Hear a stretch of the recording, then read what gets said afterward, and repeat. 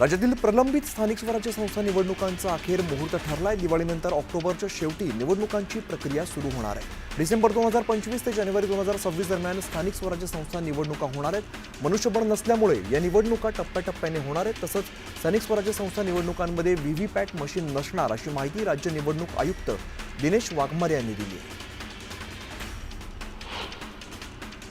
महाराष्ट्र राज्य निवडणूक आयोगाने घेतलेला निर्णय आत्मघाती असल्याचं वक्तव्य प्रशांत जगताप यांनी केलंय। महायुती पुन्हा गोळ घालणार या गोष्टीवरती शिक्कामोर्तब झाल्याचा आरोप करत पुरेसे व्हीव्हीपॅट मशीन नसतील तर आयोगाने बॅलेट पेपरवरती मतदान घ्यावं अशी मागणी राष्ट्रवादी शरदचंद्र पवार पक्षाचे पुणे शहराध्यक्ष प्रशांत जगताप यांनी केली आहे।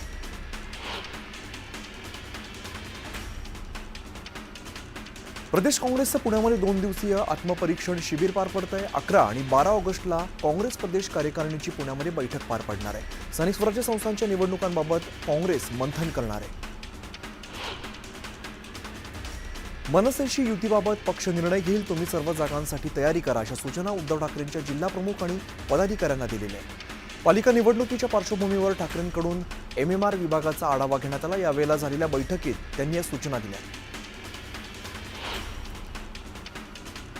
मवेच्या खासदारांसाठी उद्या शरद पवारांच्या निवासस्थानी स्नेहभोजनाचं आयोजन करण्यात आलंय। या स्नेहभोजनाला उद्धव ठाकरे उपस्थित असतील। उपमुख्यमंत्री एकनाथ शिंदे यांच्या नेतृत्वात विविध पक्षांच्या मराठी चित्रपट संघटनेसोबत बैठक पार पडली। मराठी फिल्मला मल्टिप्लेक्समध्ये थिएटर मिळावं यासाठी समिती नेमण्याचे निर्देश उपमुख्यमंत्री एकनाथ शिंदे यांनी दिलेत। मराठी सिनेमा जगवण्यासाठी वाढवण्यासाठी ही समिती उपाययोजना सुचवणार आहे। आमदार परिणय फुके यांनी पत्र लिहून दिलगिरी व्यक्त केली। भंडारा जिल्ह्यातील सभेत शिवसेनेचा बाप असल्याचा उल्लेख परिणय फुके यांनी केला होता। परिणय फुकेंच्या वक्तव्यामुळे महायुतीत नाराजीचं वातावरण निर्माण झालं। अखेर याबाबत परिणय फुके यांनी दिलगिरी व्यक्त केली। राष्ट्रवादी शरदचंद्र पवार पक्षाचे आमदार रोहित पवार यांनी राज्यमंत्री मेघना बोर्डीकरांचा आणखीन एक व्हिडिओ शेअर केलाय। व्हिडिओमध्ये एक व्यक्ती व्यासपीठावरती मेघना बोर्डीकर यांच्या शेजारी उभं राहून माईकवरून बोलतेय। या व्यक्तीने पोलिसांना उद्देशून आक्षेपार्ह शब्द वापरलेत, तर मेघना बोर्डीकर टाळ्या वाजवून या व्यक्तीला प्रोत्साहन देत आहेत असं रोहित पवारांनी ट्विट केलेल्या व्हिडिओत दिसतंय। पुणे रेव पार्टी प्रकरणातील आरोपी डॉक्टर प्रांजल खेवलकरांच्या अडचणीत मोठी वाढ होण्याची शक्यता आहे। सान्वी बहुउद्देशीय सेवाभावी संस्थेने खेवलकरांविरोधात मानवी तस्करीचा गंभीर आरोप केला। खेवलकरांनी 28 वेळा स्वतःच्या नावाने हॉटेल बुक करून परप्रांतीय मुलींना बोलवलेलं होतं। तसंच ते मानवी तस्करीचा रॅकेट चालवत असल्याचा आरोप या संस्थेनं केला। मराठा आरक्षण मिळाल्याशिवाय फेटा बांधणार नाही अशी भूमिका मनोज जरांगे पाटील यांनी जाहीर केली आहे। धाराशिवमध्ये शिवसेना उद्धव ठाकरे पक्षाचे आमदार प्रवीण स्वामी यांच्याकडून फेटा बांधण्याचा आग्रह करण्यात आला। यावेळेला जरांगे यांनी फेटा बांधण्यास नकार दिलाय। BDD वासियांचा गणेशोत्सव नवीन घरात साजरा व्हावा असं वक्तव्य आदित्य ठाकरेंनी केलंय। चावेरेण्यावरून सरकारमध्ये श्रेयवादाची लढाई सुरू असल्याचा आरोप आदित्य ठाकरेंनी केलाय। वरिष्ठ पत्रकार आणि राजकीय विश्लेषक ताराचंद म्हस्के पाटील यांनी राष्ट्रवादी शरदचंद्र पवार पक्षाला सोडचिठ्ठी दिली आहे। ताराचंद म्हस्के पाटील यांनी राष्ट्रवादीत प्रवेश केला। उपमुख्यमंत्री अजित पवारांनी म्हस्के पाटलांचं स्वागत केलं।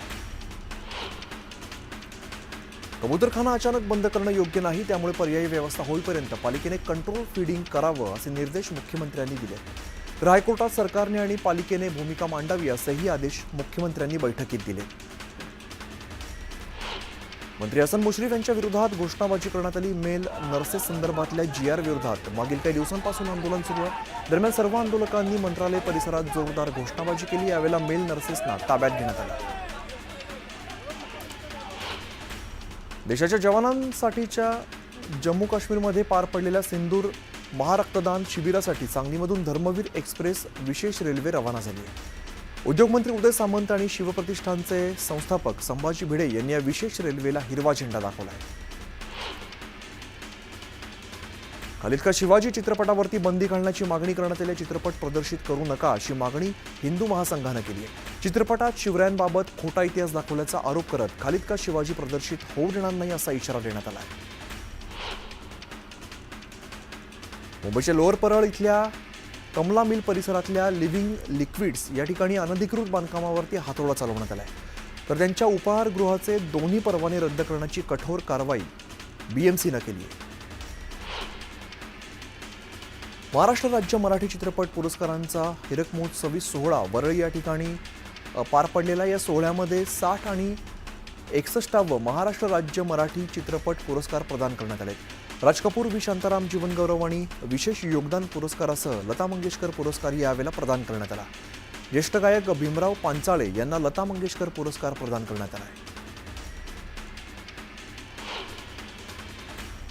तुकाराम मुंडेंची पुन्हा बदली झाली आहे. 20 वर्षात ही 24वी बदली आहे. तुकाराम मुंडेंची कार्यक्षम, धडाकेबाज अधिकारी म्हणून ओळख आहे, तर शिस्तबद्ध स्वभाव आणि कडक शिस्तीमुळे तुकाराम मुंडे नेहमीच चर्चेत असतात.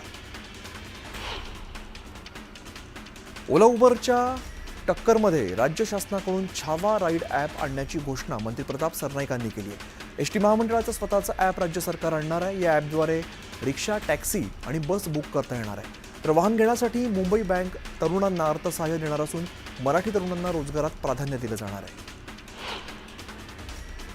मंडळातर्फे सदनिकांसाठी 31 ऑगस्टपर्यंत अर्ज करण्याचं आवाहन करण्यात आलेलं आहे. 26 सप्टेंबर रोजी लॉटरीची सोडत निघणार असल्याची माहिती मुख्याधिकारी दत्तात्रय नवले यांनी दिली. महादेव मुंडे हत्या प्रकरणातील आरोपी गोट्या गीतेचा नवा व्हिडिओ समोर आला. या व्हिडिओमध्ये वाल्मिक कराडचा मुलगा गोट्या गीतेला केक भरवताना दिसतोय. उपमुख्यमंत्री अजित पवारांनी हिंजवडी, माण, आयटी नगरीमध्ये होत असलेल्या वाहतूक कोंडीच्या पार्श्वभूमीवर आक्रमक भूमिका घेत सर्वच सरकारी यंत्रणांना कामाला लावलंय. मात्र आयटी नगरीतील स्थानिकांनी आक्रमक भूमिका घेत रस्ते रुंदीकरणाला विरोध दर्शवलाय. मंत्रालयाच्या तळमजल्यावरील बाथरूमचं सिलिंग कोसळलंय. सुदैवाने या घटनेत कोणालाही दुखापत झालेली नाही. कॅबिनेट बैठक असल्यामुळे आज मंत्रालयात गर्दी होती. या दरम्यान ही घटना घडली.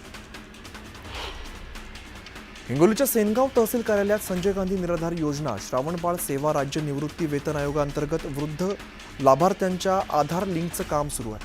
मात्र तांत्रिक अडचणीमुळे लिंकिंगमध्ये अडचणी येत आहेत. गेल्या 5 दिवसांपासून सांगलीमध्ये सुरू असलेलं मुख्यमंत्री युवा कार्य प्रशिक्षणार्थ्यांचं बेमुदत उपोषण अखेर स्थगित करण्यात आलं आहे. उद्योगमंत्री उदय सामंत यांनी आंदोलनस्थळी भेट देऊन सकारात्मक निर्णय घेतला जाईल असं आश्वासन दिल्यानंतर तुकाराम बाबा महाराज यांनी सामंतांच्या हस्ते सरबत घेत उपोषण स्थगित केलं. बावली धरणाच्या पाण्याचा वाद चिघळण्याची शक्यता आहे. इगतपुरी तालुक्यातील बावली धरणातून शहापूरला पाणी सोडण्यास नकार देण्यात आला. त्यामुळे शहापूर तालुक्याला पाणी दिलं तर इगतपुरी, घोटी यासह परिसरातील गावांना पाण्याची मोठी समस्या निर्माण होणार. त्यामुळे हेमंत गोडसेंनी पाणी न देण्याचा इशारा दिला आहे. जळगावच्या चोपड्यात आकर्षक राख्यांनी बाजारपेठ सजली आहे. मात्र यंदा अवेळी आलेला पाऊस, नंतर पावसाचं कमी झालेलं प्रमाण, त्यामुळे शेतकरी संकटात सापडलाय. त्यामुळे सण समारंभांकडे दुर्लक्ष होतंय. त्यामुळे चोपडा बाजारामध्ये ग्राहक नसल्यामुळे मंदीचं सावट निर्माण झालंय. धुळे जिल्ह्यात गोवरचे 14 रुग्ण आढळून आलेले आहेत. हे सर्वजण आश्रमशाळेचे विद्यार्थी असून धुळ्यातील भाऊसाहेब हिरे सर्वोपचार रुग्णालयामध्ये उपचारासाठी दाखल करण्यात आले. गुहागर तालुक्यामधील अंजनवेल या ठिकाणी लोकवस्तीत गवा शिरल्यामुळे ग्रामस्थांसह प्रवाशांमध्ये दहशतीचं वातावरण निर्माण झालेलं आहे. दरम्यान वन खात्याचे अधिकारी घटनास्थळी दाखल झाले असून नागरिकांना सतर्कतेचा इशारा दिला आहे. वाशिम शहरातील महावितरणच्या अधीक्षक अभियंता कार्यालयासमोर विद्युत क्षेत्र तांत्रिक युनियनच्या वतीने एकत्र येत अन्यायकारक बदल्या रद्द करण्याची मागणी करण्यात आली. प्रलंबित मागण्या पूर्ण न झाल्यास 21 जुलैपासून बेमुदत साखळी उपोषणाचा इशारा दिला. अकोल्यात हिंदू राष्ट्र समन्वय समितीच्या वतीने जिल्हाधिकारी कार्यालयासमोर माजी मुख्यमंत्री पृथ्वीराज चव्हाण आणि राष्ट्रवादी शरदचंद्र पवार पक्षाचे नेते जितेंद्र आव्हाड यांच्या विरोधामध्ये आंदोलन करण्यात आलं.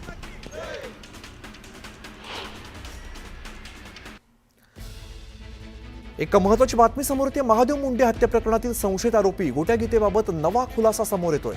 गीतेवरती 1-2 नव्हे तर हाफ मर्डर, दरोड्यानुसार खून आणि तब्बल 43 गंभीर गुन्हे दाखल आहेत. गोट्या गीतेचा 5 जिल्ह्यात गुन्हेगारीचा काळा इतिहास समोर आला आहे.